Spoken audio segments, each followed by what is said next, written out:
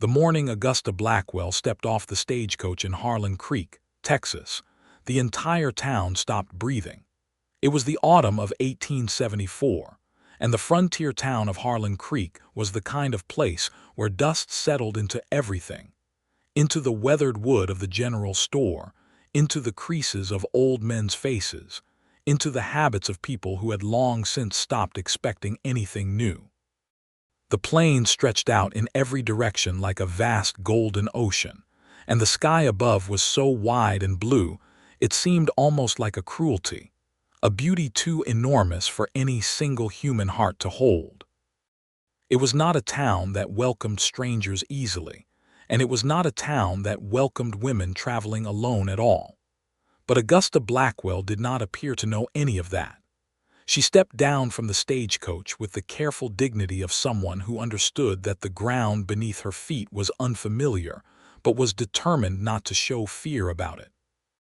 She was 23 years old, with dark hair pinned under a wide-brimmed hat that had clearly seen better days, and eyes the color of deep river water, a shade that shifted between green and brown depending on how the light fell.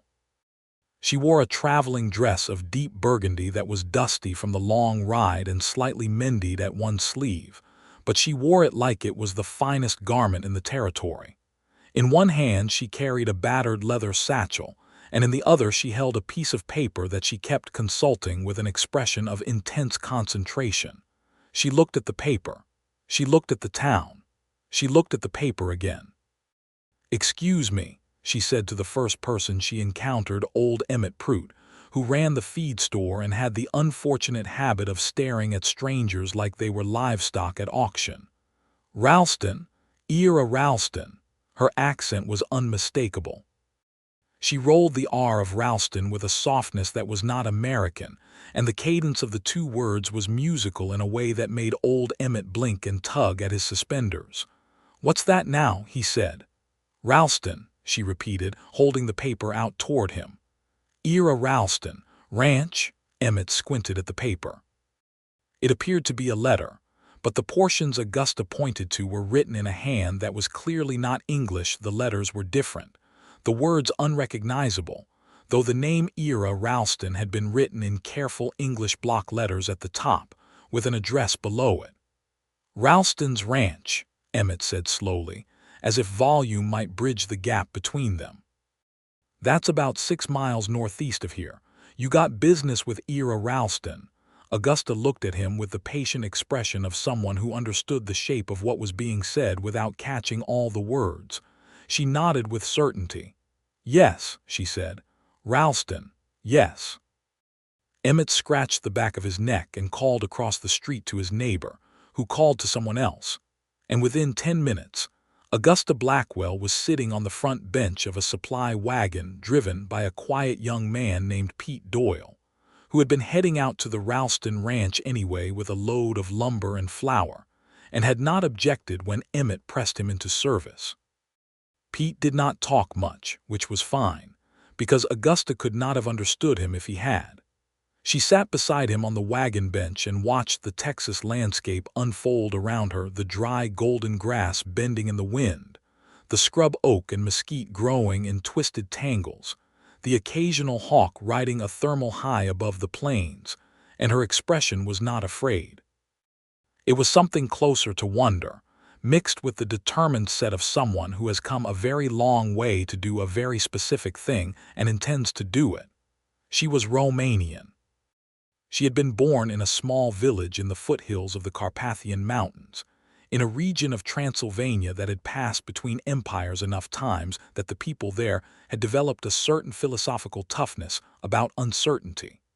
Her father had been a blacksmith, her mother a seamstress, and Augusta had grown up speaking Romanian and a little Hungarian, and had learned the rhythms of hard work the way most children in that region learned their letters early and without much ceremony. She had come to America the previous spring, arriving in New York on a ship with her older brother Stefan and his wife Alina, who had emigrated to find work in the factories of the East. But Augusta had never intended to stay in New York. She had come with a different plan, One arranged through a series of letters between her father and a man named Thomas Harker, who had connections in Texas, and had told her father that there was work to be found on the frontier for capable women, honest work, respectable positions as housekeepers or cooks or companions to families who needed help.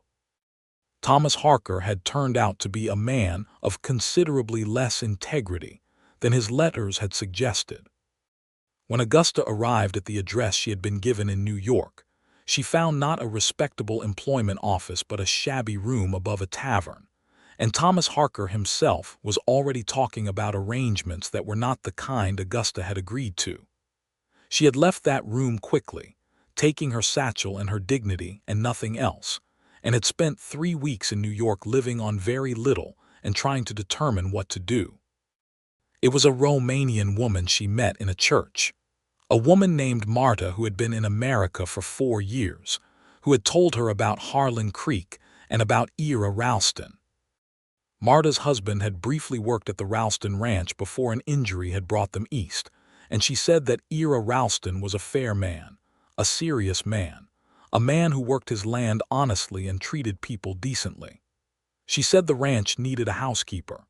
She gave Augusta the address and helped her write the letter in English, and Augusta had taken the last of her money and bought a train ticket to San Antonio, and then the stagecoach to Harlan Creek, and here she was. The wagon crested a low ridge, and she saw the ranch for the first time. It was larger than she had expected. The main house was a solid, well-built structure of limestone and timber, 2 stories high with a wide covered porch running along the front. There were several outbuildings, a barn of considerable size, a stable, a bunkhouse, a smokehouse, and beyond them the land opened into pasture where cattle grazed in the golden afternoon light. A windmill turned slowly against the sky. A dog of indeterminate breed lay on the porch steps and lifted its head at the sound of the wagon. And there at the fence that bordered the near pasture was a man. Ira Ralston was 31 years old, and he looked it in the best possible way, not worn down by his years but shaped by them, the way good wood is shaped by careful use. He was tall and broad-shouldered, with sun-darkened skin and dark hair that curled slightly at the ends, the kind of hair that would have been neat if he had time to think about it, which he generally did not. He was mending a section of fence when the wagon pulled up, and he straightened and pushed his hat back on his head and looked at the wagon with the measuring expression of a man who has learned to evaluate things quickly because the land requires it. His eyes were gray. Not cold gray, the kind of gray that is like morning sky before the sun gets fully above the horizon, full of potential and light.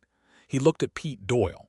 He looked at the woman sitting beside Pete Doyle. He looked back at Pete. "What's this?" he said. "Found her in town," Pete said, with the economy of a man who did not believe in using 10 words when 3 would do. "She's looking for you specifically. Got a letter with your name on it." Ira walked toward the wagon and Augusta climbed down before he reached her. A small but deliberate act. The act of someone who intends to meet a situation rather than be delivered to it. She landed lightly in the dust and reached into her satchel and produced the letter and held it out to him with both hands, and there was something in the gesture that was formal and dignified, like an offering made with full intention. He took the letter and read it. It was, as he had suspected, partially in English and partially in what he did not know to be Romanian.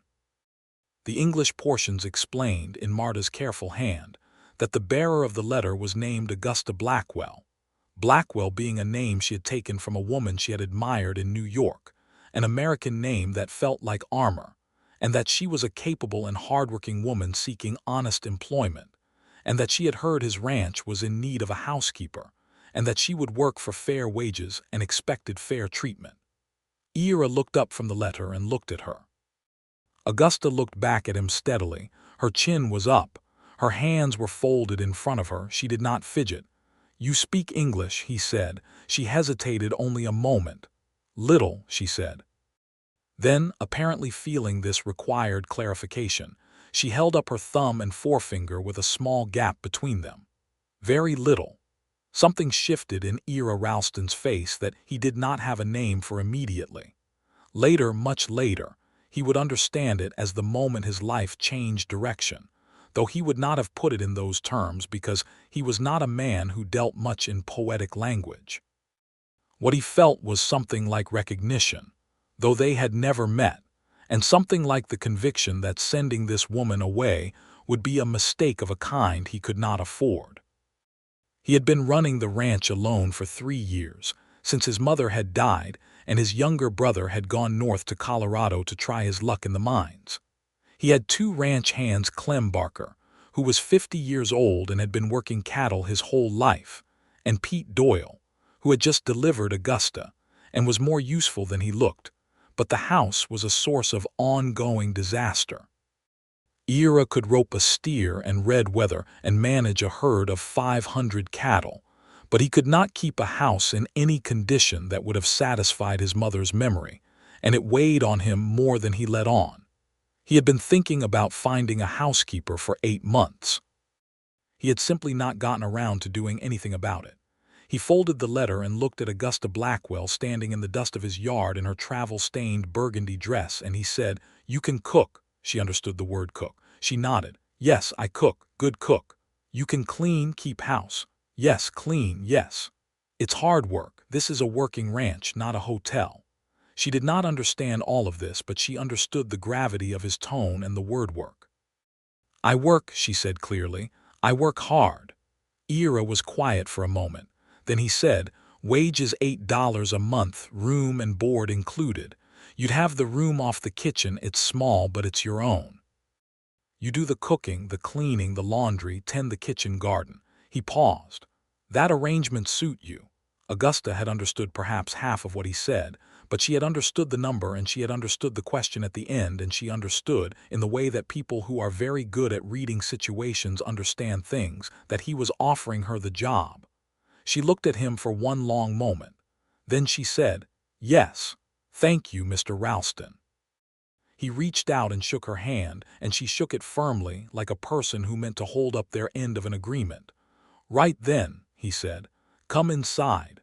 The kitchen was a disaster of magnificent proportions. Augusta stood in the doorway and took it in, the stack of dirty pans on the stovetop, the flour sack that had been left open and was slowly growing stale, the coffee pot that appeared to have been washed perhaps twice in its existence, the table with its collection of forgotten objects including a broken spur, 3 newspapers, a length of rope, and a canteen with no stopper. The floor needed sweeping. The windows were gray with dust. Someone had attempted to hang a curtain at the kitchen window, and had succeeded only in draping it unevenly over one nail.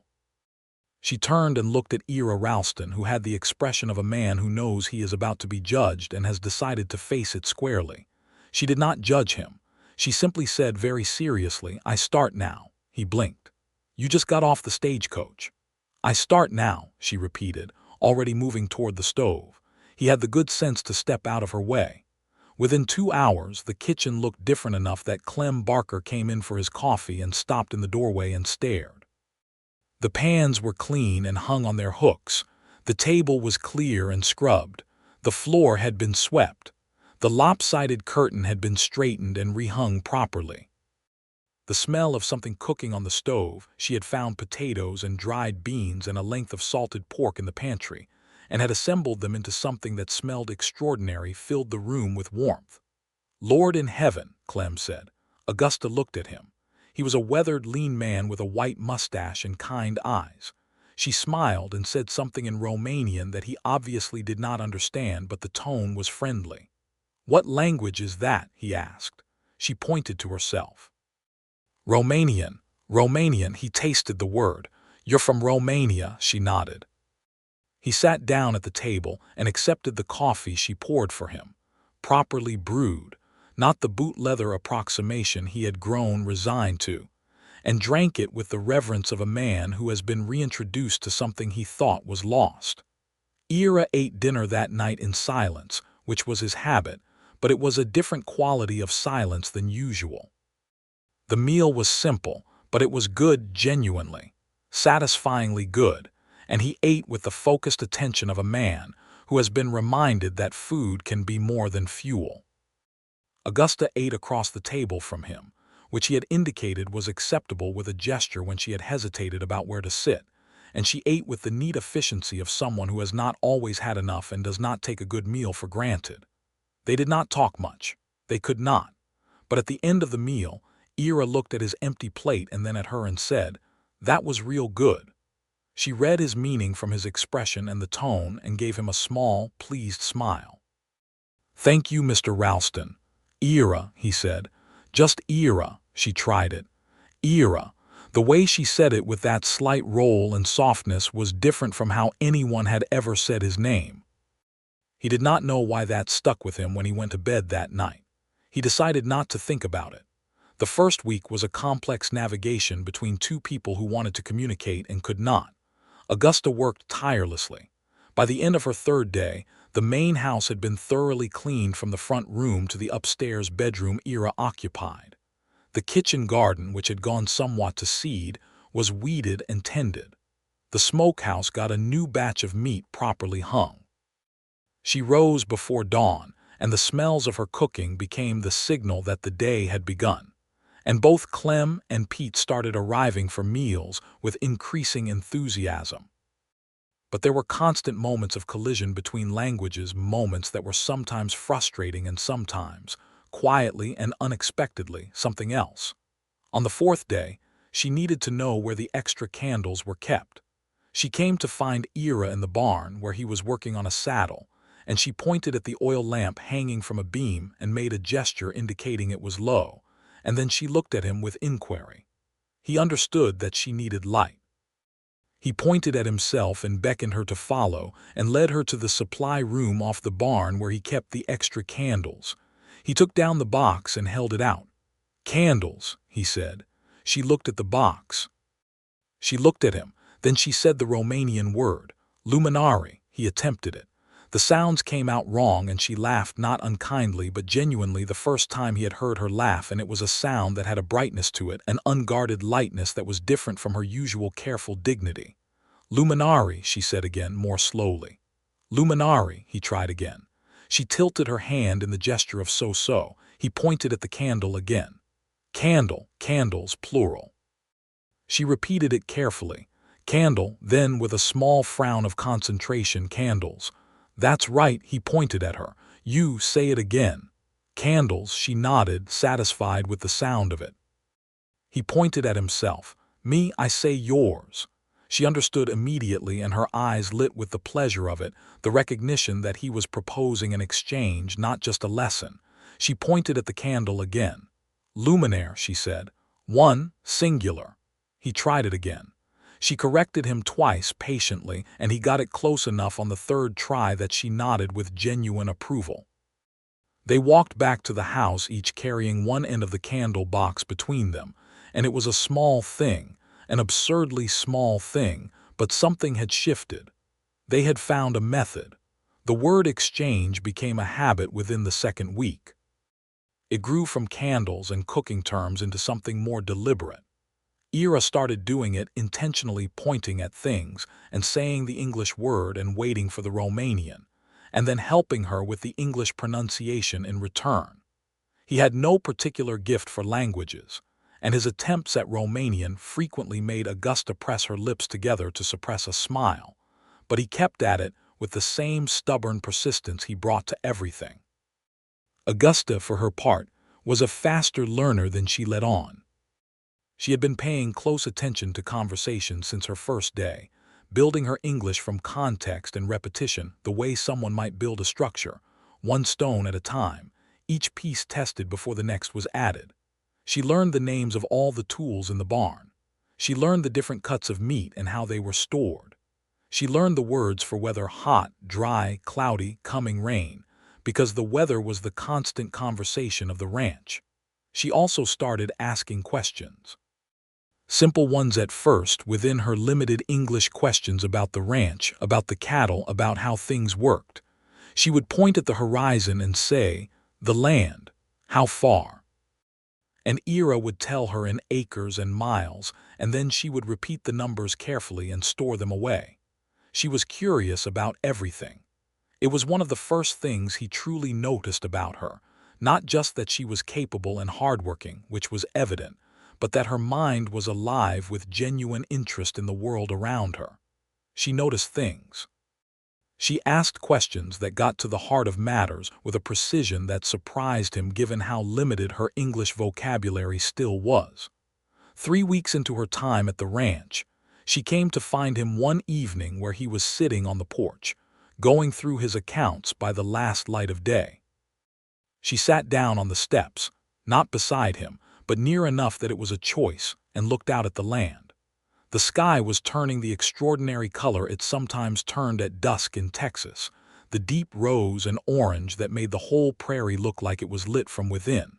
She said something in Romanian. It was not directed at him specifically.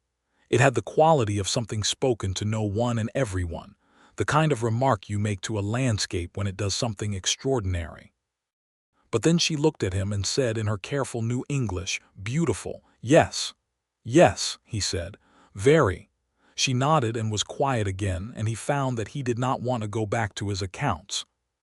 He set them aside and looked at the same sky she was looking at, and for the first time in a long time he allowed himself to simply be in a moment without thinking about everything else that needed doing. He did not know when he had stopped doing that. He thought it might have been around the time his mother died. "Where are you from?" he asked. "Your home, before here." She looked at him, checking her English against what she understood. "Romania," she said. "I know, I mean, what's it like there?" She considered the question, with the thoughtfulness she brought to everything. Then she began speaking, carefully and with many pauses, sometimes stopping to find a word and sometimes replacing an English word with a Romanian one when she could not find it. And he listened and pieced it together and asked questions when he was confused, and she answered or demonstrated with gestures or expressions when words failed. She told him about the mountains. She put her hands up in peaks and said, "Very tall like that, but big, old. Older than here." She told him about the snow. She told him about her mother's kitchen, which she described by the smell of it, bread, and something sweet she could not name in English. She made a gesture of pulling something from an oven. He guessed pie. She shook her head. "Like pie but different, my mother." She made a rolling gesture with her hands. "She rolled it." "Yes, rolled with not fruit, cheese, nuts. Pastry." She tried the word. "Pastry, yes, maybe like this." He told her about the ranch, too, more than he usually talked about it. He told her that his father had built the limestone house himself, that every stone in it had come from the creek bed 2 miles east, that his father had spent 3 summers hauling it in a wagon and cutting it to shape. He told her that the land had been dry and difficult from the start, and that his father had always said that difficult land made you honest, because you could not pretend it was something it was not. She listened to all of this with her full attention, the kind of attention that does not waver and does not feel like an obligation.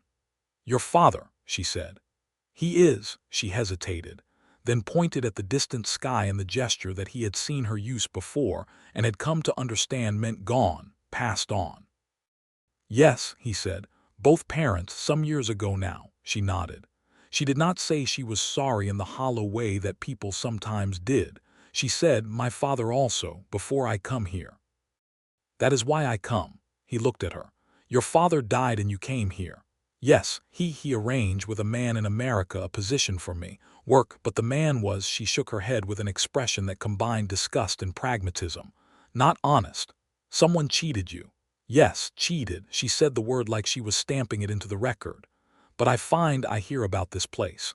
About you, from a woman, a Romanian woman in New York. She say you are good man." Ira was quiet for a moment. He had not known that his reputation had traveled that far. He had not known he had a reputation of that kind at all. "Her name?" he asked. "Marta Floresu. Her husband Andre, he worked here before. He hurt his back." He remembered. Andre Floresu, a quiet, strong man who had worked the cattle runs for a summer before a fence post had fallen wrong and injured his spine badly enough that he could no longer do the physical labor. Ira had paid him for the full season anyway and had given him a letter of reference for lighter work. He had not thought about it since. "Good man," Augusta said again, looking at him with those river-colored eyes. Marta say this, I believe her. He did not know what to do with the way she said it. He looked away out at the darkening land. Well, he said, I try to be. October deepened into November, and November brought the first cold.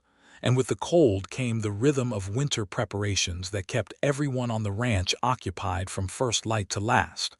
But within that rhythm, the word exchange continued and expanded. Ira had begun keeping a small notebook. He had not told anyone about it. It felt too personal somehow, too much like an admission of something. But in the evenings after supper, he would take it out and write down the Romanian words she had taught him that day, with his best phonetic rendering of the pronunciation beside them. He practiced them when he was alone riding fence line, checking the cattle, doing the small solitary tasks of ranching. He said the words to himself and tried to get the sounds right. He was not entirely sure why he was doing this with such dedication. He told himself it was practical, that being able to communicate with his housekeeper was simply efficient. He told himself it was respect, that meeting someone halfway linguistically was the decent thing to do. He told himself a number of things that were all true and all slightly beside the point. The point, which he was not ready to acknowledge, was that he looked forward to their conversations in a way he had not looked forward to anything in some time. Clem Barker noticed before Ira did. Clem was 50 years old and had spent his life working cattle and watching people, and he had long since learned that the former was easier to predict than the latter, but that both were worth paying attention to. He noticed the notebook. He noticed the way Ira would tilt his head sometimes when Augusta was talking, the way a man tilts his head when he is listening to music and does not want to admit how much he is enjoying it. He noticed that Ira had started staying at the dinner table longer than necessary. He did not say anything. Clem was a man who understood that some things developed better in silence. Augusta was learning English at a remarkable pace. By November, she could hold a basic conversation on most practical subjects, and she was beginning to understand the casual speech of the ranch hands well enough to follow along at meals. She had a gift for it, for catching the rhythm of a language and letting the meaning rise through it. She still made mistakes, and sometimes the mistakes were spectacular enough to make Pete Doyle nearly choke on his coffee, but she had the kind of confidence that laughed at her own mistakes and kept going. She made the ranch house into something alive. It was not that she was ostentatious about it. She was not the kind of person who decorated grandly or rearranged things to show her own aesthetic. It was more subtle than that. She had a feel for how a space should work, for what made a house a place that people wanted to be in. She put dried grasses in a jar on the windowsill, native grasses from the prairie she had gathered on a walk, nothing expensive, but they were beautiful in their way, and they made the kitchen feel less stark. She repaired the quilt on the settee in the front room with such neat stitching that the mended sections were barely visible. She organized the pantry so that everything was findable, and labeled the jars and tins in both English and Romanian, which led to one morning when Ira stood in the pantry reading both sets of labels and feeling something that he still was not ready to name. In December, the weather turned genuinely cold. A norther blew in on a Thursday and dropped the temperature by 30 degrees between noon and sundown, and by nightfall there was a hard frost on the ground. The ranch hands were in the bunkhouse with their fire, and Augusta and Ira were in the main house, and it was one of those evenings where the weather makes the indoors feel particularly precious. Ira was by the fireplace with his accounts, always his accounts, the eternal arithmetic of the ranch. Augusta was at the table with a piece of sewing, repairing a shirt of Clem's that had torn at the shoulder seam. It was quiet except for the wind and the fire, and it was, Ira thought, one of the most comfortable silences he had sat in for a very long time. Augusta looked up from her sewing and said something in Romanian. He looked at her. This was becoming a new habit. She would occasionally say something in Romanian when the English words were not sufficient, and he would try to work it out, and sometimes he could and sometimes he could not. "Say that again," he said. She repeated it. Imi place assista sera. He sounded it out in his head, against the words he had been accumulating. He had learned the word place as meaning both a physical location and, in a different construction, to like something. He had learned sera last week when she had pointed at the darkening sky and said it. "This evening," he said slowly. "Something about this evening. You like it." Her expression changed, opened with pleasure, the way a face does when it is understood. "Yes," she said. "I like this evening. It is," she searched for the English word, "peaceful, nice." "Yes," he agreed. "It is." He looked at her across the firelit room, and she was looking back at him, and the fire made the room warm and the wind made the night outside feel far away, and something happened that was not words and did not require them. It was a moment of simple recognition. I am here and you are here, and that is a good thing, that passed between them like a current. She went back to her sewing. He went back to his accounts. But the quality of the silence had shifted, and they both knew it, and neither spoke about it. And the night deepened around them with the wind and the fire and the sound of someone's breathing being something you noticed. Christmas came, and Augusta made things that she explained were traditional where she was from: pastries with cheese and honey, a particular kind of bread, something she called kaliva that she made to honor, she explained carefully, those who had passed. She set a place at the table that she said was for those who were gone. Ira watched her do this and said, "Your father." "Yes," she said, "and yours, if that is acceptable." He was silent long enough that she began to look uncertain, and he said quickly, "Yes. That's more than acceptable." They ate Christmas dinner together, him, her, Clem, and Pete, and it was different from any Christmas Ira had known for some years. It was full in the way that a house full of food and light and people who have chosen to be decent to each other is full. After the meal, when Clem and Pete had gone back to the bunkhouse, Augusta brought something out of her satchel, the same battered leather satchel she had arrived with, and set it on the table. It was a small thing wrapped in a piece of fabric, a handmade wooden carving of a bird, small and delicate, with wings spread. "I make," she said. She demonstrated whittling with her hands. "I know it is not much." He held the bird in his palm. It was well-made, genuinely skilled work, the kind of thing that takes patience and a good eye. It was a swallow, he thought, or something like one. "This is a gift," he said. "Yes, for Christmas. It is our Romanian tradition. She gestured at the space between them, the household, the shared life they had built over 3 months. "Thank you," he said, and he said it with enough weight that it was clear he meant it as more than a courtesy. He reached into the pocket of his coat and produced an envelope that he set on the table before her. She looked at him with a question in her eyes. "For you," he said. "Wages." But also, he opened the envelope himself and showed her that along with the money there was a folded piece of paper, which turned out to be a small pamphlet, a Romanian English dictionary, the kind that could be ordered from a catalog, which he had ordered 3 weeks ago and which had arrived just in time. She opened it with careful hands and looked at it for a long moment, and when she looked up her eyes were bright in a way that was not quite tears but was close to them. "You order this for me," she said. "Yes, you," she pressed her lips together. "Thank you, Ira." He had been thinking of her in the privacy of his own mind as Augusta for several weeks. He had simply not said it yet. "Augusta," he said, "Merry Christmas." She said it back in Romanian, "Crăciun fericit." He tried it. She dissolved into quiet laughter at his pronunciation, and he laughed too, the easy laugh of someone who is comfortable, and they sat there in the Christmas evening with the fire burning low and laughed until it felt like breathing. January of 1875 was hard, as January in Northwest Texas often was. The cold was serious, and the work of the ranch did not stop for it. The cattle needed tending.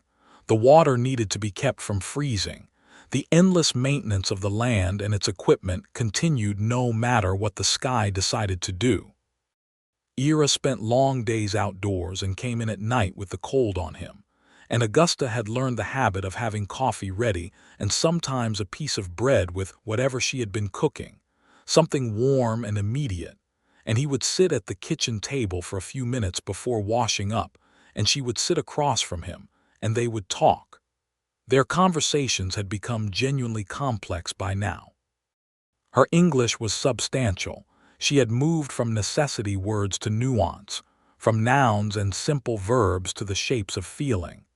She still made errors, and she still switched to Romanian when she needed precision, and he still tried to follow when she did. He had also continued building his Romanian vocabulary, and there were now entire exchanges between them that mixed the two languages freely, shifting back and forth in a way that had become their own particular idiom, understood by no one else on the ranch. He asked her once in January, "Do you miss it?" "Romania." She took her time with this. "I miss," she began, and then she said some words in Romanian that he partially understood. She said, "The mountains, the sound of the bells from the church on Sunday, the smell of her mother's kitchen." She said her brother's laugh. She said the cold in Transylvania was different from the cold here. He asked how, and she said that the cold there felt like something the land had always known, whereas the cold here felt like the land was surprised by it every time. He thought about that for a long time afterward. She did not say she wanted to go back. He noticed that. February brought something new, trouble. The trouble came in the form of a man named Doyle Pitcher, who ranched about 12 miles west of the Ralston property, and who had been trying to expand his holdings for 2 years by legal and less than legal means.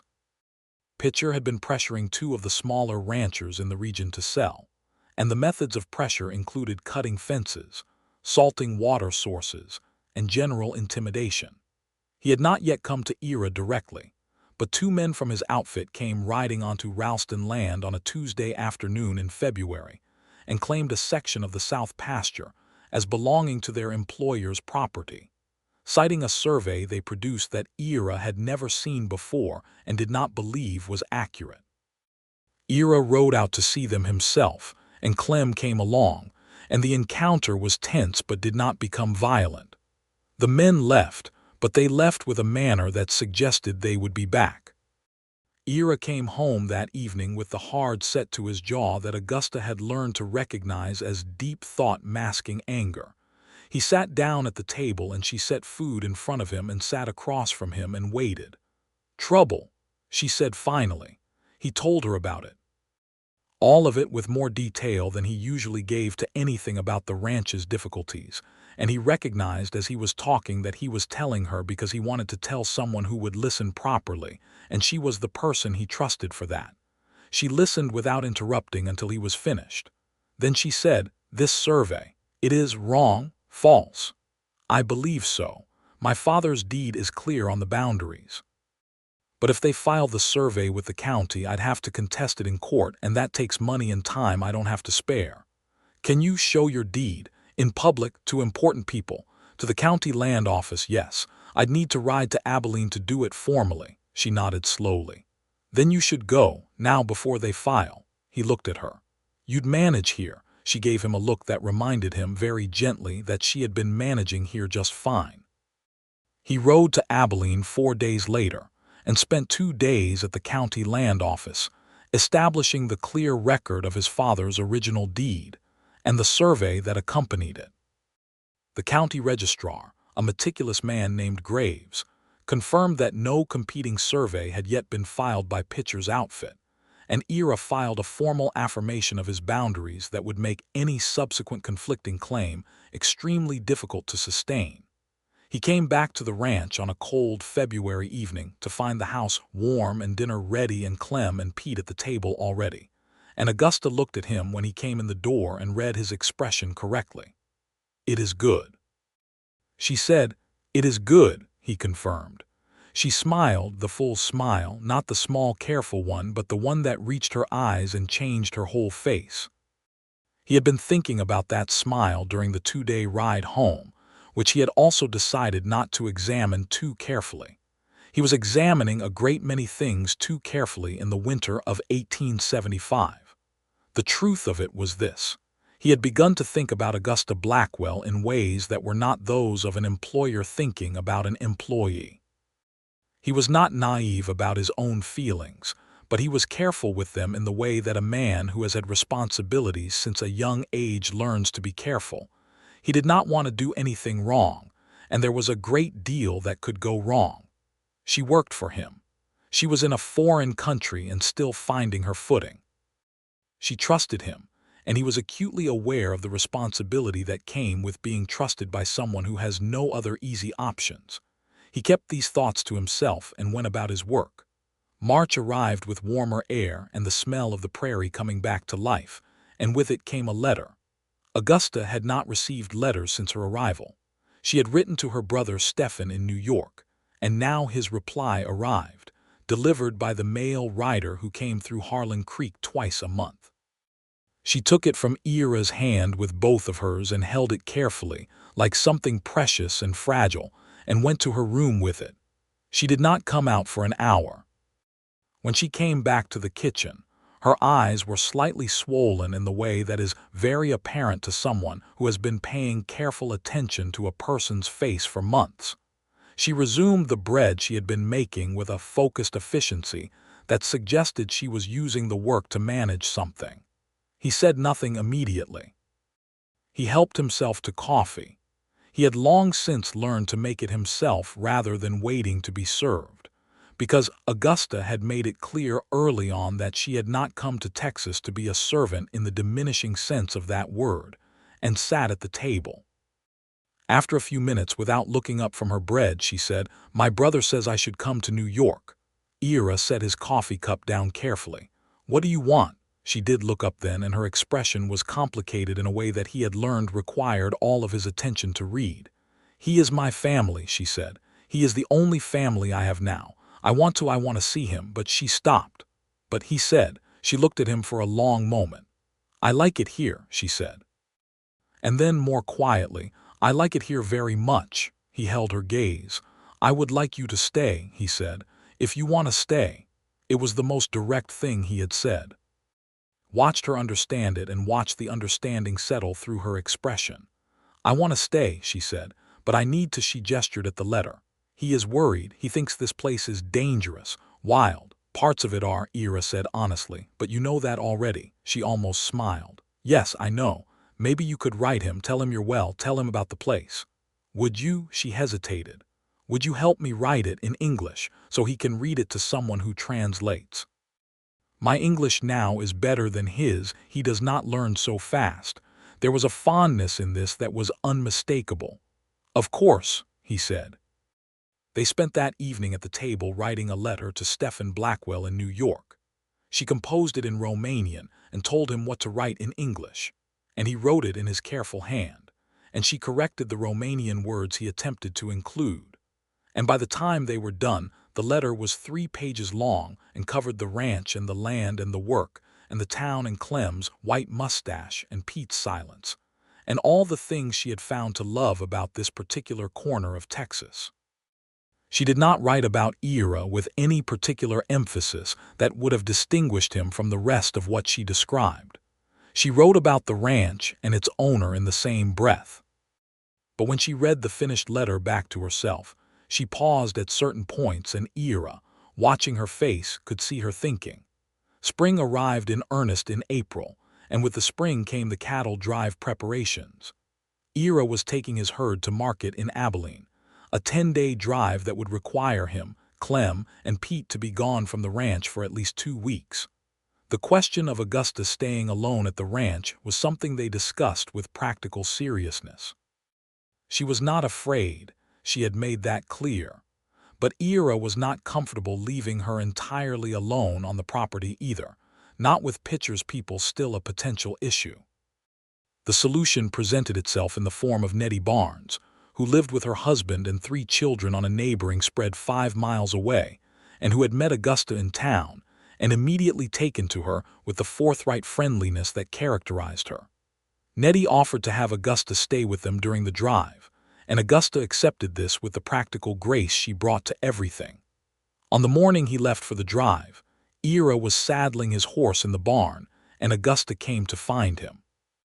She was carrying something, a cloth bundle that turned out to be food for the road, enough for 2 days, packed with the same care she brought to everything. She held it out to him. He took it and set it in his saddlebag.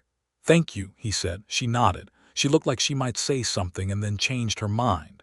Then she said it anyway. "You will be careful." "I'm always careful." "More careful than always," she said, and her voice had something in it that was asking him to hear more than the words. He looked at her. She was standing in the barn doorway with the morning light behind her, and he allowed himself to think she looked like home. Like the specific version of home that was his. "Augusta," he said. "Yes." He did not say anything else immediately. He was trying to figure out how to say something that he had been not saying for months, and he was finding that the words were harder to find than Romanian vocabulary. "When I get back," he said finally, "I'd like to talk to you about something."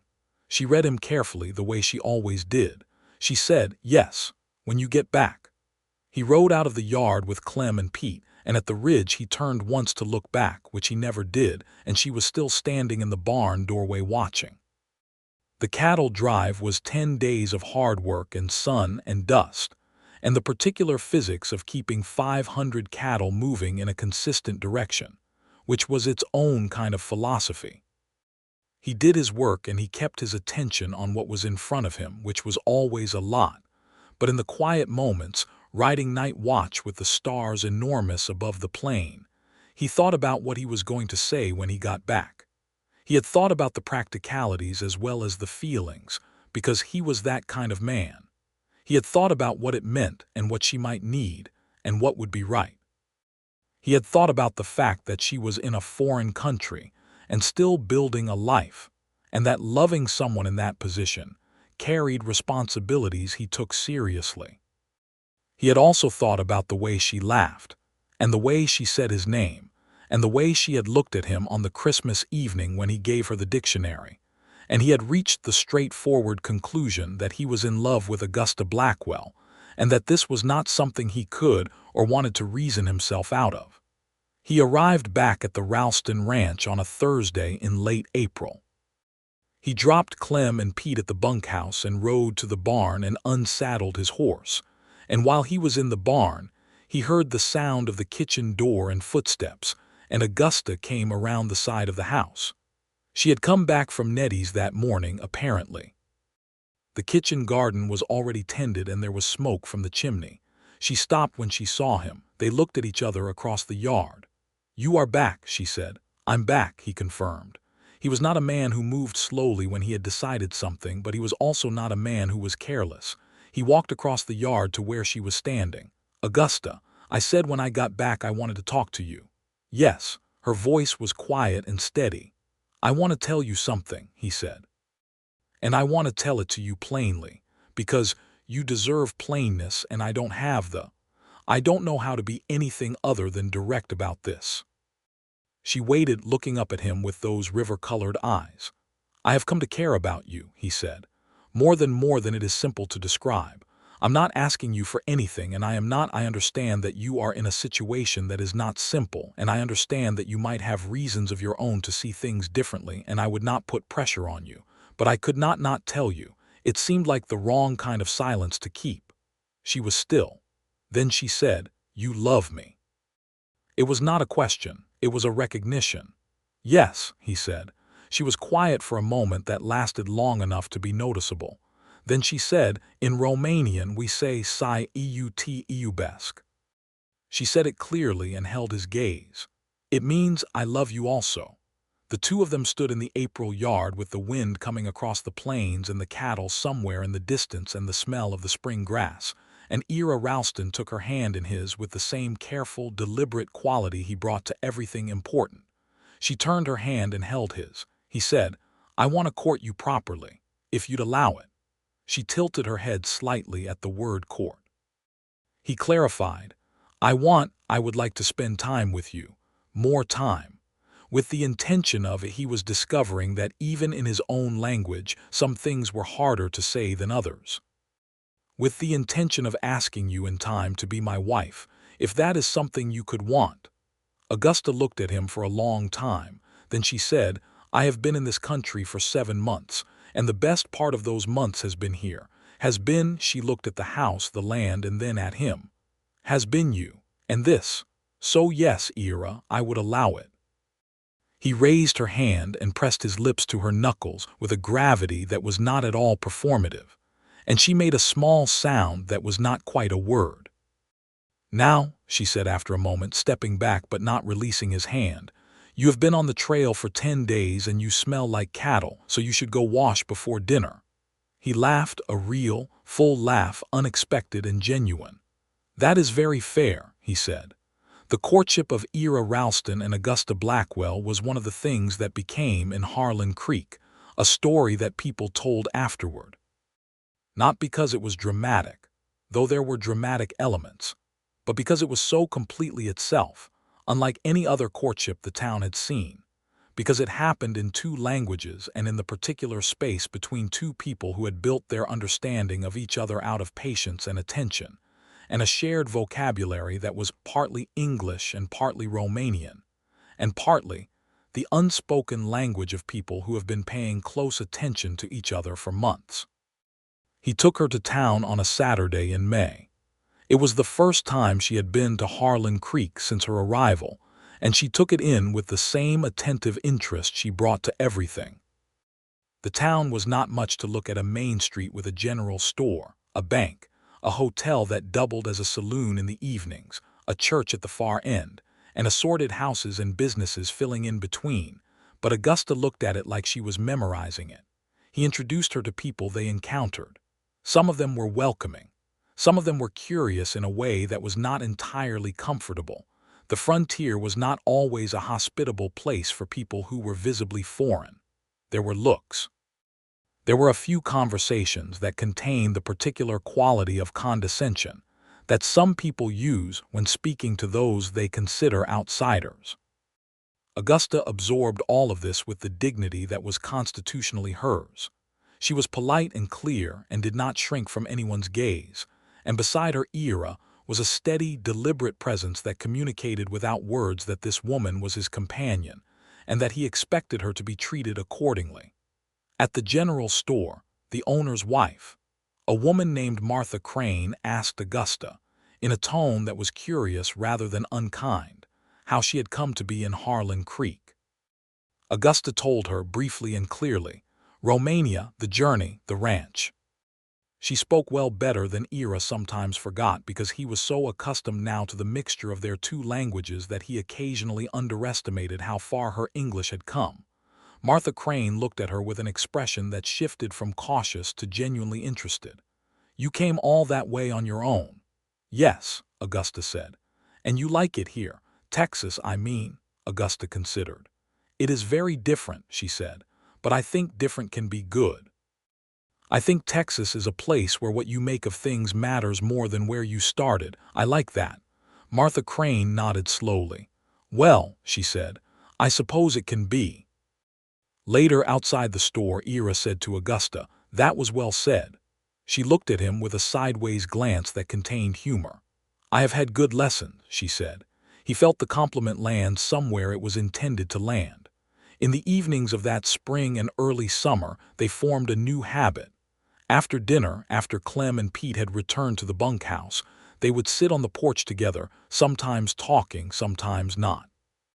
He brought her books from the small collection in the house, and she read them with the dictionary beside her, asking him questions when she encountered words or phrases that confused her.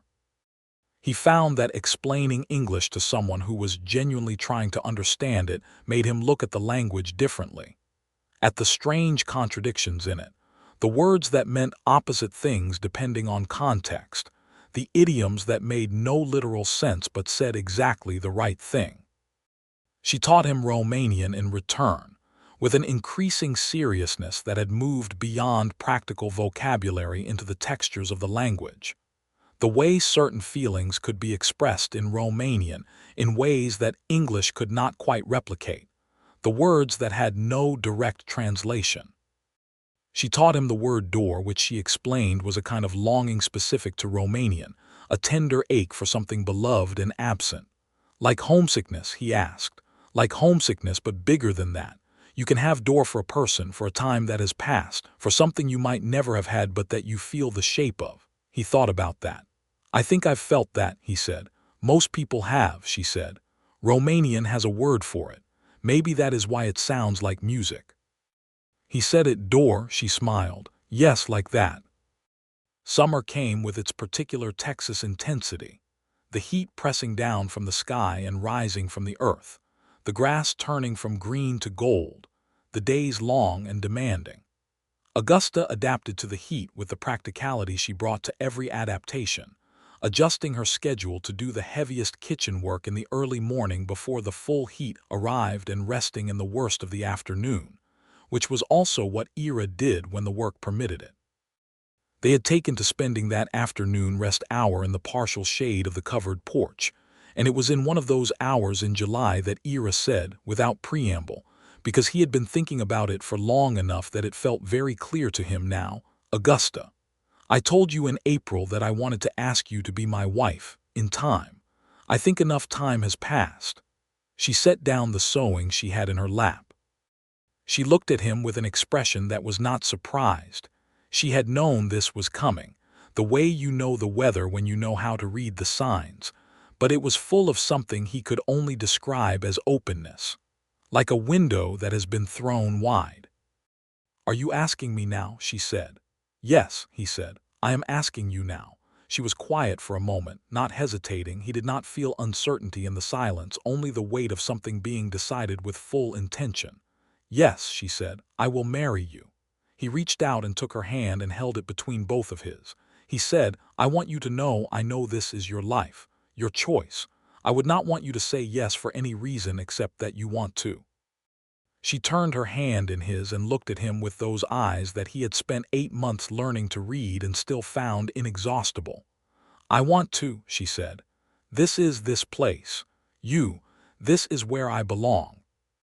I think I knew it before I could say it in the right words. What would you say now in the right words, she thought, and then she said it in Romanian first 3 sentences, quiet and serious and clearly from the part of her that went deepest, and then she translated. "I did not come to Texas to be small and safe. I came because I needed to be somewhere that would let me be large. This is the place. You are the person. I choose this." He kissed her then, for the first time, on the porch in the July afternoon, with the heat all around them, and the sound of the wind in the grass, and it was unhurried and full of intention, and it tasted like everything that had been building between them since the day she stepped off the stagecoach in Harlan Creek, speaking almost no English. They were married on a Saturday in August of 1875. The ceremony was at the church at the end of the main street in Harlan Creek, performed by Reverend Aldrich, who was a practical man, and did not object to the fact that the bride was Romanian and was holding a small bunch of wildflowers that she had gathered herself from the prairie. Clem Barker stood up for Ira. Nettie Barnes stood with Augusta and cried with the wholehearted generosity of a woman who cries at all weddings as a matter of principle. Augusta wore a dress of cream-colored cotton that she had made herself over the preceding 3 weeks, stitching it in the evenings after everything else was done, working by lamplight with a focused patience. It was simple and lovely, with embroidery at the cuffs and collar that was Romanian in style, a pattern of flowers and geometric shapes in red and blue thread that she told Ira was a traditional design from her home region. When she walked up the aisle of the small church and he saw her coming toward him, he had the experience which he had not expected of his eyes becoming briefly difficult to see through. He blinked it clear and stood straight and waited for her, and when she reached him she looked at him with that full open smile and said, quietly, just for him, "Bună ziua, Ira Ralston." He said, very quietly and in his still imperfect Romanian, "Bună ziua, Augusta Ralston." The way she heard her new name, the way it moved across her face, was something he knew he would remember for the rest of his life. The Reverend married them in English. When the vows came to the moment of commitment, Augusta said her "I will" with a clarity that rang in the small church like something struck with a hammer, not loud, but resonant, the sound of something solid and true. After the ceremony, there was a small celebration at the ranch. Nettie brought food, and her husband Thomas came, and several people from town who had been watching the courtship with varying degrees of interest and had arrived at the wedding as something closer to approval. Clem made a speech that was brief and honest and managed to convey, in about 40 words, that he had watched two people find each other and was glad of it. Pete Doyle, who had driven Augusta from Harlan Creek to the ranch on her very first day, sat in a corner and grinned into his cup with the private satisfaction of a man who had been present at the beginning of something. The summer evening settled around the ranch with the particular warmth of celebration, and at some point, quite late, with the stars coming out above the plain in their thousands, Augusta and Ira stood together at the porch railing and looked at the land that was now both of theirs in a way that was new and also felt like it had always been true. "What are you thinking?" he asked. She leaned against him, a natural movement, as if there had never been a version of this evening where that was not what she did, and said, "I am thinking about my father. I am thinking that he would," she stopped, found the word, "he would be proud. And I am thinking that I am not sorry for anything, not the ship, not New York, not the long way I came to get here." He put his arm around her. "Neither am I," he said. She said, very quietly, "Edie Multumesque." He knew that one. "Thank you," he translated. "What are you thanking me for?" "For learning," she said. "For trying. For meeting me where I was when I could not yet come all the way to where you were." He held her closer and said nothing, because he had learned from her that some things are large enough that silence honors them better than words. They had the autumn together as a married couple, and it was different and the same. It was different because there was a new quality to the dailiness of everything. The meals, the work, the evenings, the small decisions of a shared life, that had the weight and brightness of something chosen and meant. It was the same because the things that had been between them before did not disappear with the wedding ceremony, they deepened. The trust was still there. The attention, the ongoing exchange of language and understanding. He continued to learn Romanian because he intended to, because it mattered. She continued to build her English because she was capable of it, and because she wanted to be fully present in the world she now lived in. But between them, they continued to speak their particular hybrid language, and neither of them considered this a deficiency. In November, Augusta told Ira that she was expecting a child. She told him in the kitchen in the early morning, before anyone else was up, in the quiet hour that had become the most particularly theirs. The hour when the ranch had not yet started, when it was just the two of them and the coffee and the beginning of the day. She told him simply and directly, which was her way. He was quiet for a moment after she told him. Then he reached across the table and took her hand and held it. His expression did the thing it sometimes did when something mattered to him deeply. It went still, not cold but concentrated, the way water looks right before it reflects something clearly. Are you well?" he said. "Yes, I am well. I am," she found the word and said it with wonder in it. "Glad." "Yes," he said. "Yes. I am very glad." He went around the table and bent down and pressed his lips to her forehead, and she held his arm with both hands. The winter of 1875 into 1876 was one they spent in the warmth of the house and the work and the anticipation of what was coming. Augusta sewed small garments in the evenings. Ira built a cradle from good cedar wood, working on it in the barn on the winter evenings after everything else was done. And when he brought it into the house, Augusta ran her hand along the smooth wood and looked at him with an expression that had no need of words. They had a son in March of 1876. He was born on a cold, clear morning, with Nettie Barnes present as the midwife and Ira waiting outside the bedroom door, with the particular helplessness that men of that time experienced in those moments. The helplessness of being excluded from the central event by convention and propriety. He heard Augusta's voice throughout, sometimes determined, sometimes pained, once or twice speaking rapidly in Romanian in a way that was clearly not addressed to anyone in the room. And he stood with his hand on the door frame and willed everything to go well with a concentration that was the nearest thing he had to prayer. When Nettie opened the door and told him he could come in, he entered the room to find Augusta propped against the pillows, looking more exhausted than he had ever seen her, and holding a small, dark-haired, red-faced person with an expression of absolute wonder. She looked up at him when he came in. She said, "A boy." He sat on the edge of the bed and looked at his son and at his wife, and the feeling that moved through him had no name in any language he had access to, though he suspected that if he could tell Augusta about it, she would probably know the Romanian word for it. "What will we call him?" Augusta said. They had discussed names in the way they discussed most things across the table, in a mixture of languages, following each option down to its meaning. They had agreed that the child should have a name that worked in both languages, or at least in both of their lives. Mihai, Ira said. It was a name she had mentioned, her grandfather's name, the Romanian form of Michael. Augusta's face did the thing that had always been his. "Mihai Ralston," she said. "You are certain?" "Yes, your family and mine seems right." She looked at the baby. "Mihai," she said softly in Romanian, with the tenderness of someone saying a word that has been waiting a long time to be said. "Bine ai venit." "What does that mean?" Ira asked. "Welcome," she said. "I say welcome." Mihai Ralston grew in the way that ranch children grew, quickly and with a certain robustness, shaped by the outdoors and the work and the particular freedom that wide land gives to small people. He had his father's gray eyes and his mother's dark hair, and very early his mother's quality of paying close attention to everything around him. He grew up hearing two languages spoken interchangeably in his home, and learned both from infancy, with a naturalness that astonished people who only knew one.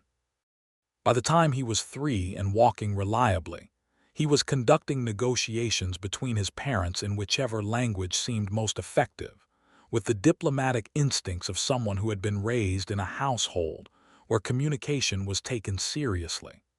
Augusta had become, in those years, something that neither she nor Ira had specifically planned for, but that the community of Harlan Creek had discovered on its own a resource. It turned out there were more foreign-born people in the region than was generally visible, people who had come for various reasons, and who struggled with the same isolation that Augusta had once faced. A German family who had bought a small farm to the west came to the ranch once because they had heard that Augusta could help interpret at the county office. And while she could not speak German, she was experienced enough in navigating the space between languages that she was useful in a different way. She knew what to ask, and how to ask it, and how to help someone who speaks no English make themselves understood. She helped 3 different families that year with various official encounters, a deed dispute, a medical situation, a boundary question, and she did it with the efficient competence of someone who understood exactly what it felt like to stand in a room and not know the words for what you needed. Ira watched this and thought about what she had said to him on their wedding day, about choosing to be large rather than small. The Pitcher trouble had not entirely resolved. Doyle Pitcher had not given up his ambitions, though the formal filing Ira had made in Abilene had stopped that particular legal gambit. In the spring of 1877, Pitcher tried a different approach. He offered to buy the southern parcel of Ralston land, the section near the creek, for a price that sounded generous until you understood what that section meant to the water access of the entire ranch. Ira declined. Pitcher sent a representative twice more with increasing offers. Ira declined both times. In July, 2 of Pitcher's hands were found on the Ralston property in a place they had no legitimate reason to be, near the fence line of the south pasture.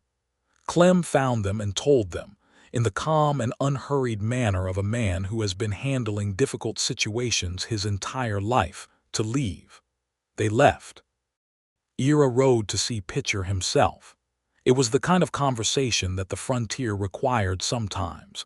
2 men who needed to understand each other's limits sitting across from each other without intermediaries. Ira was direct. He told Pitcher that he had no interest in selling any portion of his land, that the south section was not available at any price, and that any further trespass would be treated as what it was. Pitcher was a large man with the particular quality of someone accustomed to getting what he wanted, and he did not like what he heard. But he heard it clearly, and he looked at Ira Ralston across his own table, and apparently he read something in what he saw that led him to make a different calculation. He said with the grudging honesty of a man who recognizes a boundary he cannot move, "Fair enough, Ralston, but I want you to know I think you're leaving money on the table." "That's my right," Ira said, "as it's yours to spend your time trying." Pitcher almost smiled. "Stubborn man." "Stubborn land," Ira said. "It's contagious." He rode home and told Augusta about the conversation that evening. She listened and then said, "You think it is finished? I think it is as finished as it is going to be for now." Men like Pitcher don't change what they want. They change their methods when the direct one doesn't work. She considered this. "Then we stay watchful." "We stay watchful," he agreed. She reached across the table and put her hand over his. This gesture, small, familiar, the gesture of two people who have been reaching for each other for long enough that it is instinct, contained everything. Their daughter was born in 1878. She arrived in September on a warm evening, faster than Mihai's birth had been, and she announced her presence with a vigor that suggested she had strong opinions about arriving. She had Augusta's dark hair, and from the first moment, Ira's particular quality of stillness at the center of energy. They named her Luminita, a Romanian name that Augusta had carried as a possibility for a long time, the name of her own mother. It meant little light. Ira learned to say it correctly within the first week, with the patient repetition of a man for whom getting pronunciations right was a matter of principle and love. Luminita Ralston grew up as the kind of child who could charm a rock into cooperating, which she occasionally attempted. She had her mother's gift for paying attention to what people actually meant rather than only what they said, and this combined with a natural brightness of spirit made her universally liked from a very early age. Mihai was 2 years old when his sister arrived and took an immediate proprietary interest in her that expressed itself primarily as a concerned monitoring of her welfare and a willingness to collect interesting objects, smooth stones, feathers, the occasional very small lizard for her examination. The ranch grew in those years. Ira expanded the herd. He added a new section of fence on the north pasture.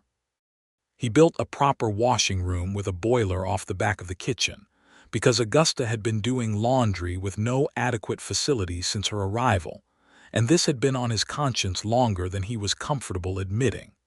He also, this had been his own idea, arrived at over the course of many evenings on the porch, began teaching himself to write in Romanian.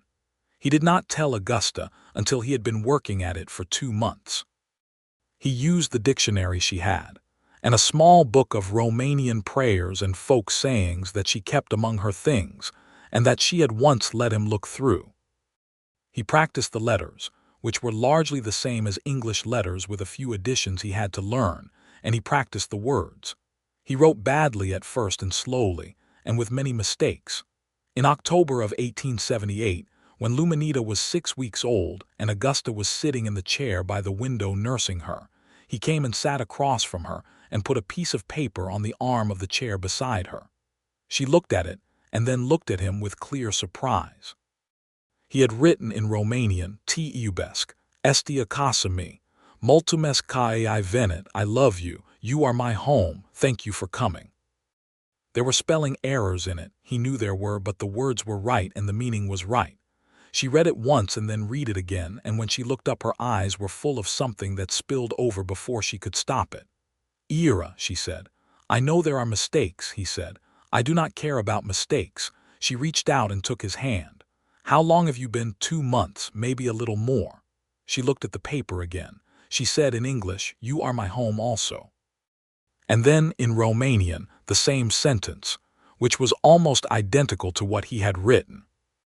He leaned forward and kissed her forehead, and she caught his face in her free hand and held him there for a moment, and the baby between them made a small sound of commentary. They laughed, and Mihai's voice came from somewhere in the house asking what was funny, and they laughed again, and it was that kind of moment, the kind that is its own complete world, small and warm and entirely sufficient. Augusta received a letter from Stefan in the autumn of 1879 that changed things significantly.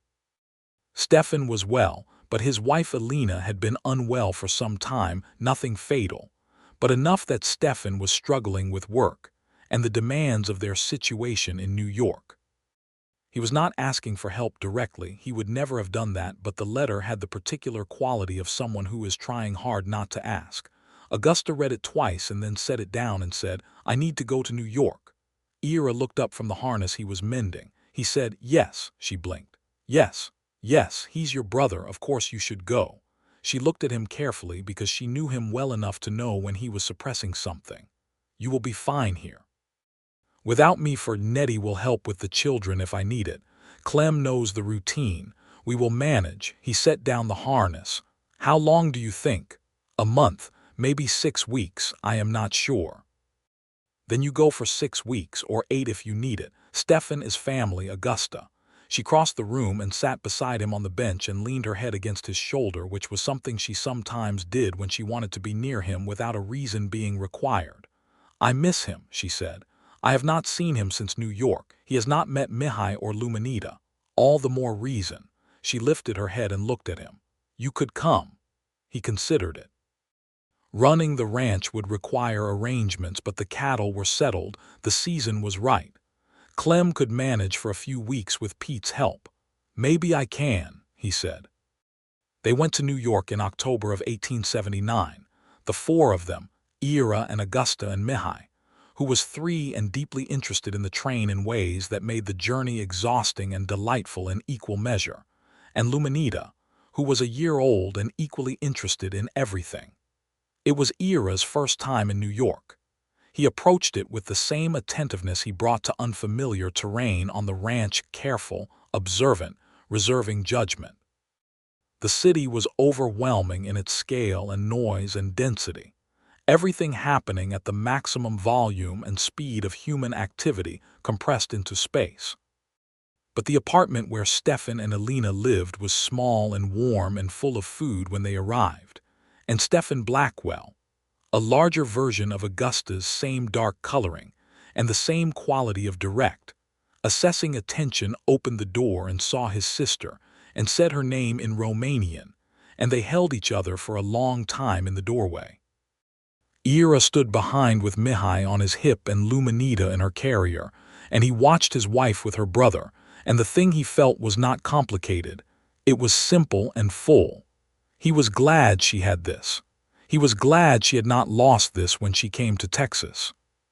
Stefan turned from Augusta and looked at Ira with the measuring look of an older brother and said, in heavily accented English, "You are Ira Ralston." "I am," Ira said. Stefan looked him over with the directness that was clearly a family trait. Then he extended his hand. "She tells me you learned her language," he said, "to speak with her." "Some of it," Ira said. "I am still learning." Stefan shook his hand with force. "This," he said, "is the right thing. This is good." He glanced at Augusta, who was listening with her arms still around Alina. "She chose well." "I think so too," Ira said, "but I think I was the lucky one in that arrangement." Stefan laughed, and Augusta's description of it had been exactly right. It was a laugh that filled a room and stepped back to let them in. They stayed for 3 weeks in New York. Alina improved with company and rest. Mihai discovered that Stefan would carry him on his shoulders indefinitely, and exploited this with the strategic precision of a 3-year-old. Luminita was held by every Romanian woman in the building at least once, and accepted this with the regal equanimity that was becoming her signature. On the last evening, Augusta and Stefan sat together at the small kitchen table talking for hours in Romanian, for the pure luxury of it, and Ira sat nearby with a book, and listened to the music of the language flowing between them, catching words he knew and letting the others wash past, and he felt something that he realized was the same thing Augusta had described. Door. That particular Romanian ache for something precious and present that you are already anticipating missing. They took the train home to Texas in the first week of November, and when the prairie finally opened out the windows after the compressed landscape of the east, Augusta pressed her forehead to the glass and looked at it and made a small sound. "What?" Ira said. She turned from the window with her eyes bright. "I'm happy to come home," she said, "to Texas. To Texas, to our ranch, to—" she gestured at him and the children and the window, "to this, all of this." He put his arm around her. and she leaned into him. And outside the window the Texas grassland spread out golden and enormous under the November sky. They arrived home to find Clem and Pete had kept the ranch in good order, and Clem had made a passable if not inspired attempt at keeping the kitchen clean, which was more than Ira had expected. The house felt like itself when they walked in, like a place with a particular shape and smell that was no one else's, a house that had been inhabited by people who intended to be there. Augusta stood in the kitchen for a moment just breathing it. Then she opened the pantry and began assessing what needed to be done before cooking dinner, with the focused pleasure of someone returning to a familiar and loved practice. Mihai ran through every room checking that everything was where it should be, as if conducting an inventory. Luminita was asleep against Ira's chest. He stood in the kitchen doorway and watched his wife take down jars and check their contents and make small sounds of assessment. And she was fully herself in this moment, competent and present and in her element, and he loved her with the specific and unhurried love that years of paying attention make possible. She looked up and caught him watching. "What?" she said. "Nothing," he said, "just looking at you." She gave him the smile. "Romantic man," she said. "I have learned from good examples." She pointed a jar of preserves at him. "Go put the baby down and come help me with dinner." "Yes, ma'am," he said, and she laughed, and it sounded like bells in the house that his father had built stone by stone, and that now held everything that mattered. The years that followed had their difficulties and their joys in the proportions that honest lives have them. There were bad seasons and good ones. A drought in 1880 that required careful management and some hard decisions about the herd. A particularly excellent summer in 1882 that brought good prices at the market in Abilene. Clem retired eventually, with a place in the bunkhouse and Ira's standing offer that it was his for as long as he wanted it, and a new hand named Felix Garza came on, a young man from San Antonio, bilingual in Spanish and English, who arrived somewhat uncertain of his welcome and found that the Ralston Ranch was the kind of place where a man was judged by his work and nothing else. Felix stayed for 7 years. Augusta's English by this time was complete, not flawless, because languages never fully belong to anyone who comes to them in adulthood, but fluent and confident and entirely hers.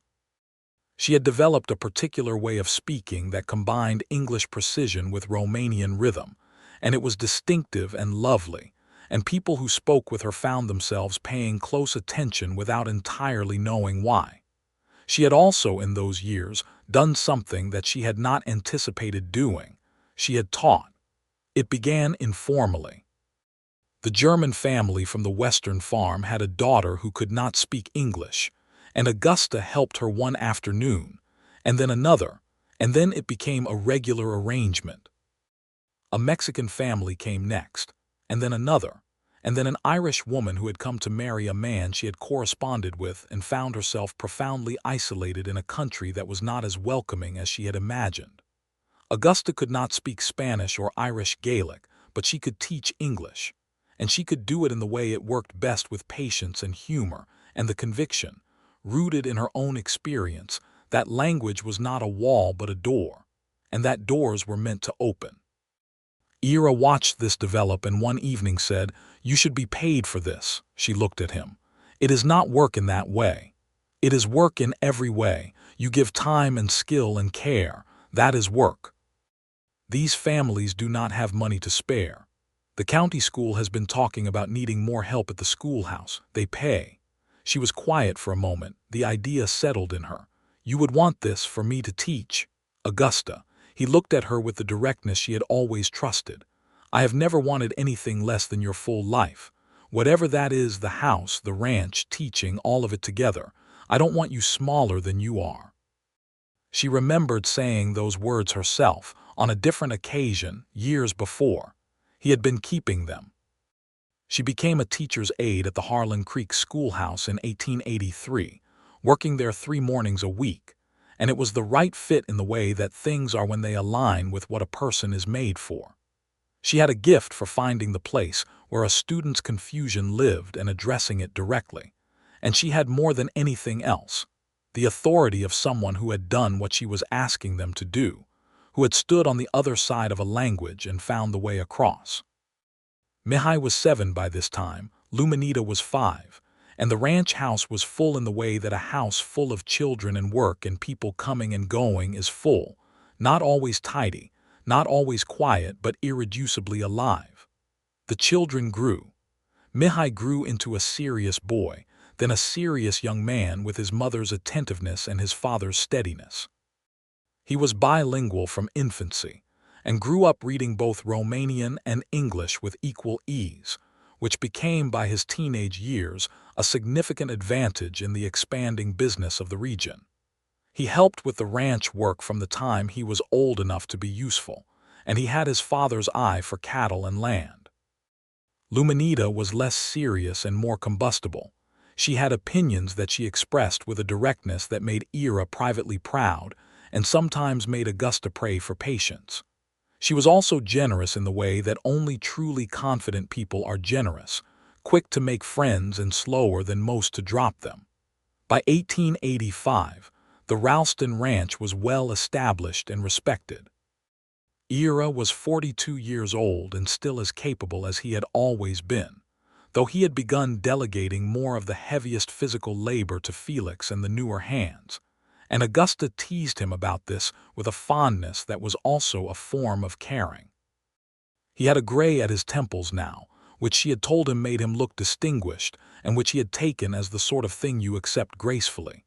She had 3 gray strands in her dark hair that she had pointed out to him one morning and asked what he thought, and he had said, "Beautiful," in a tone that was not flattery but simple statement of fact. They had been married for 10 years. He planned something for their anniversary. He was not by nature a man of grand gestures. His love expressed itself in steady presence and sustained attention and small, consistent acts. But for 10 years, he wanted to do something deliberate and memorable. He arranged for Nettie Barnes to take the children for 2 nights. He rode to Abilene himself and found, in a shop there that carried imports and unusual goods, a small volume, a collection of Romanian poetry, translated into English that had been shipped from a publisher in New York who specialized in such things. He bought it. He also found a frame for the piece of embroidery Augusta had done of the traditional Romanian pattern, which had been sitting rolled in her satchel since she arrived, and which she had mentioned once, years ago, that she had brought thinking she might hang it somewhere. He had the frame made to fit it by the carpenter in Harlan Creek, and he hung it on the wall of the main room while she was at the schoolhouse on a Thursday morning, and when she came home and walked through the door, she stopped so suddenly that she nearly fell. She stood and looked at the embroidery on the wall, her own work, the red and blue pattern of her home, hanging in the limestone house that his father had built, and she pressed both hands to her mouth. He came to stand beside her. "Ira," she said from behind her hands. "Happy anniversary," he said. She took her hands from her mouth and turned and held him with the full strength of her arms, her face against his shoulder, and he held her back with the same completeness. 10 years, she said. "Yes. I have been in Texas now for 11 years, she said, muffled against his shoulder. I have been here longer than I was in Romania as an adult. How does that feel?" She pulled back and looked at him. Her eyes were wet. It feels correct. It feels like the life I was supposed to have." She looked at the embroidery. "But I do not want to forget where I come from." "You won't," he said, "and neither will Mihai or Luminita. I will make sure of that." She looked at him. "I have been learning more Romanian," he said. "I have also been writing down what I know, the stories you have told me, the words, the things you have explained. I want Mihai and Luminita to know it, to know that part of where they come from." She was completely still. "You have been writing it down, in a notebook, for a couple of years. There are quite a few pages." He was matter-of-fact about it because that was the only way he knew how to be about the things that mattered most. She sat down in the chair beside her, not because she needed to, but because the feeling required anchoring. She looked at him standing in the room beneath the embroidery she had carried from Romania, in the house he had inherited from his father, in the land they had built together year by year and season by season. "Ira Ralston," she said. "Augusta Ralston," he said. "I do not know how to tell you." She stopped, and he watched her searching through two languages for the shape of what she meant. She said it in Romanian first, as she sometimes did when the feeling was very large, something long and fluid that he caught pieces of: love, gratitude, home, good man, years. Then she said it in English, slower. "I do not know how to tell you what you mean to me. I have been trying for 10 years in 2 languages, and I do not think either one of them is big enough." He sat down beside her. He took her hand. He said, in Romanian that was still accented but was clear and genuine, "Nisa eu, si eu te iubesc. Neither do I love you too." She looked at him for a long moment, and then she said in English very quietly, "You have learned enough." "Not all of it," he said, "but enough for this." She squeezed his hand. Outside, the Texas afternoon was going golden the way it did in August, when the light came in low and warm and made everything look like something painted for the specific purpose of being beautiful. Stefan came to Texas in 1887. It was a visit that had been proposed and delayed and rearranged for years, but Alina's health had stabilized and Stefan had left the factory work and found a different job as a translator. His English had improved considerably, and he was finally free to make the journey.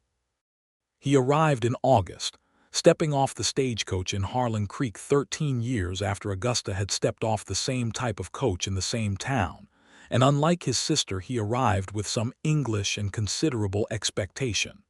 "The ranch," he said, looking around the yard from the wagon that Ira drove to collect him from town, was bigger than he had imagined. "Augusta always described it precisely," Ira said. Stefan gave him the same long look he had given him in New York. "She did," he said, "but some things must be seen." He stayed for 6 weeks. Mihai was 11 and took to his uncle with the immediate ease of a boy who recognizes in a new person the same qualities he loves in his mother: the attention, the directness, the humor. Luminita was 9 and conducted an extended negotiation with Stefan about whether he would teach her more Romanian words than she already knew, which he agreed to with the fond helplessness of a man who has no defenses against a charming 9-year-old. Stefan and Ira had their own rapprochement, which was slower and quieter, but just as genuine. They were not alike, but they were alike in the ways that mattered. They both worked hard. They both meant what they said, and they both loved Augusta Blackwell Ralston with the particular fierce tenderness of people who understood her clearly. One evening, sitting on the porch after dinner while Augusta put the children to bed, Stefan said to Ira, "You know, when she wrote me that first letter from here, the one you helped her write, I was not sure. I thought, this is another man who takes advantage of someone who needs help." "That's a reasonable thing to have thought," Ira said.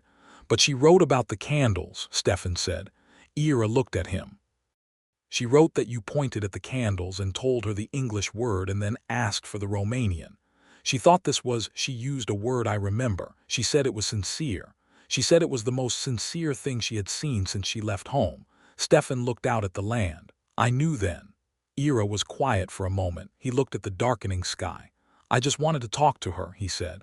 "I wanted to understand what she was saying, and I thought she deserved—" He stopped. "What?" "I thought she deserved to be met, not just tolerated, not just served the bare minimum of comprehension." He paused. "She came here speaking no one's language but her own, and she kept coming. She kept trying. It seemed like the least I could do was try too." Stefan was silent for a moment. Then he said in Romanian something that Ira caught enough of to understand. "You are a good man, Ira Ralston." Ira answered in Romanian carefully, "I try. She makes it easier." Stefan laughed the laugh that filled rooms. Augusta appeared in the doorway a moment later, drawn by the sound. She looked at the two of them on the porch in the evening light, and something crossed her face, something full and quiet. The expression of someone who sees two things they love in the same place, and feels the luck of it in their bones. She came out and sat on the porch railing between them. She said in her particular hybrid of languages something to Stefan that made him nod. She said it to Ira in English. I was thinking about the ship when I came to America. It was a long journey and I did not know what I was going to. I only knew I was not going to stay where I was.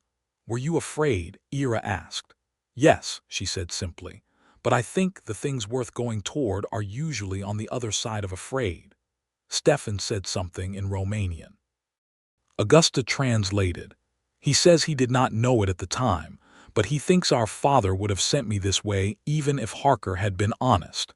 He says our father would have known there was something here worth finding. Ira looked at her. She was lit by the last of the day, and she was 36 years old and fully herself in every way, not the woman who had stepped off the stagecoach in Harlan Creek with a piece of paper and almost no English, though she was that woman too, and he loved that woman. She was the woman she had been becoming all this time, in this place, in their life. She was Augusta Ralston, who had come from Romania to Texas and built something here that was hers and his and their children's, and the prairies something that was exactly as large as she had meant it to be. Your father sounds like a wise man, Ira said. He was, she said. You are alike in some ways. He said, I'll take that.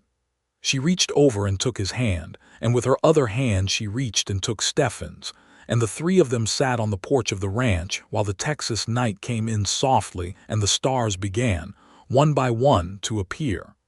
Ira Ralston grew up and stayed. This was not a foregone conclusion. There were years when the West was full of young men who went to find new places, new chances, the horizon always pulling. But Mihai had the quality of his father's love for a specific piece of ground. He understood the ranch with the instinct of someone who had grown up inside it, who knew every section of fence and every water source, and the personality of every stand of trees on the property.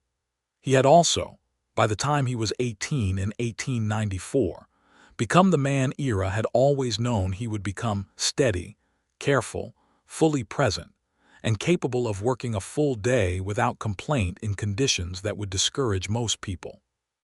He also had, at 18, an entirely unsurprising and completely inevitable interest in a young woman named Clara Fuentes, whose family had ranched nearby for as long as the Ralstons had been there, and who was 19 years old and spoke 3 languages: Spanish, English, and a considerable amount of Romanian, picked up from years of proximity to the Ralston household, and had opinions about cattle breeds that impressed Ira considerably.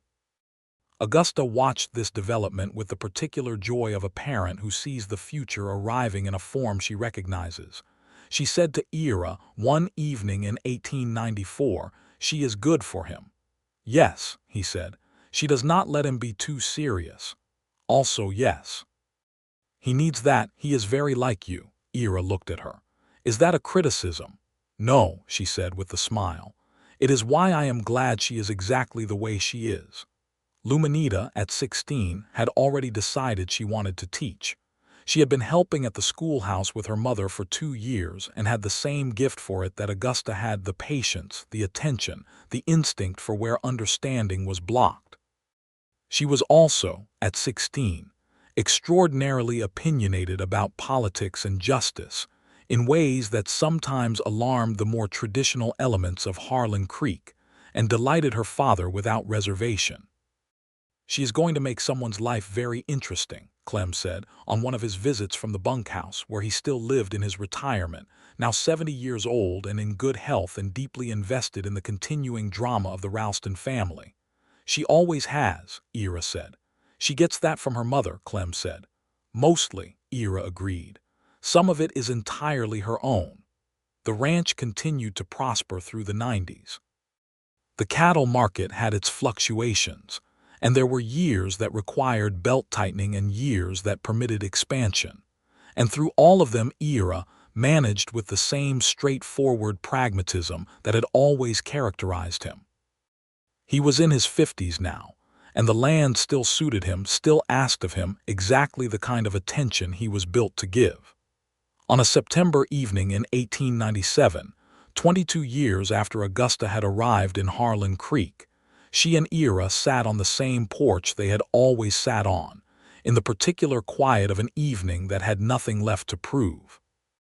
Mihai was 21, and managing the north section with a competence that had allowed Ira to step back incrementally over the previous 2 years. Clara was his wife.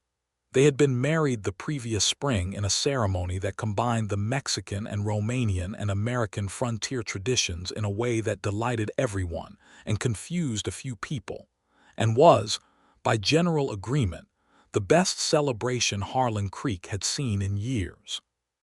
Luminita was 19 and teaching at the schoolhouse and writing letters to the state education office about funding for additional resources in frontier schools, in language that was extremely polite and extremely insistent. The land was quiet and gold in the September light. Augusta had a cup of coffee in her hands and was watching the horizon. "What are you thinking?" Ira asked, which was still after all these years his most natural question for her. She was quiet for a moment. Then she said in the mixture of languages that was entirely theirs, some English and some Romanian and some of the other words they had accumulated together over 22 years, "I am thinking about the day I arrived, when I stepped off the stagecoach and asked that man, the one with the suspenders, Emmett Prout. Emmett Prout, yes, for your name, for this address." She paused. "I had that piece of paper, and your name on it, and I was so frightened and I did not show it because there was no one there to show it to." "I didn't know that," he said. "I did not tell you," she looked at him. "But I was, and then Pete Doyle drove me here and I saw the ranch and I thought this is a real place. This is a solid thing. And then I saw you at the fence and I thought, what did you think?"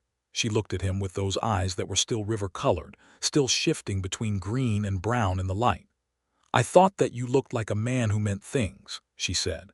"And I had come a very long way and I was very tired of people who did not mean things." He was quiet for a moment. Then he said, "Did I mean things?" "Yes, every single thing," she said. "From the candles to now, every single thing." He set down his own cup and reached over and took her hand, and she turned her hand and laced her fingers through his in the way she had done for 22 years, the way that was as natural as breathing and as deliberate as everything they had chosen. The prairie spread out around them, the grass going gold, the sky enormous, the first evening star appearing above the western horizon. The windmill turned in a light wind. Somewhere in the south pasture, cattle moved with the slow, purposeful gait of cattle that have a good place to be. Inside the house, there was the sound of Clem's voice and Mihai's voice and someone laughing, maybe Clara, maybe Luminita, maybe Felix, who still came to dinner sometimes. There was the smell of Augusta's cooking even now, after 22 years, still the smell of this house, the smell of home. "Mulțumesc," Ira said in his accented, genuine, hard-earned Romanian. "Thank you." She leaned her head on his shoulder and said, "For what?" "For coming here," he said. "For staying." She laughed soft, easy, the laugh of someone who is completely at home. "You made it very easy to stay," she said. "I tried." "You succeeded," she said. She settled against him. "Now be quiet." "I am watching the stars come out." He was quiet.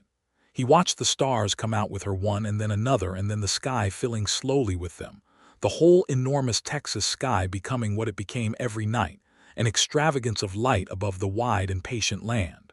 The dog, a descendant of the original dog, the one from the porch steps on the first day, 3 generations of the same indeterminate breed, lay on the steps below them and twitched in a dream. The evening settled. The ranch held them, the stars kept coming. And Augusta Blackwell Ralston, who had arrived in Harlan Creek, Texas, in the autumn of 1874, speaking almost no English, who had learned it one word at a time alongside a rancher who had learned her language in return, who had built a life here from the ground up with her hands and her mind and her courage and her love, sat on her porch in the last light of a September day, and was, fully and completely, exactly where she had always been going. And beside her, Ira Ralston, who had spent his whole life on this land and had thought he knew its every quality until the day a woman in a burgundy dress stepped out of a stagecoach and showed him what the land had been missing, held her hand and looked at the stars. He said one more word quietly to the evening, to her, to the life they had built together in 2 languages and 1 heart. He said it in Romanian, Acasă, home.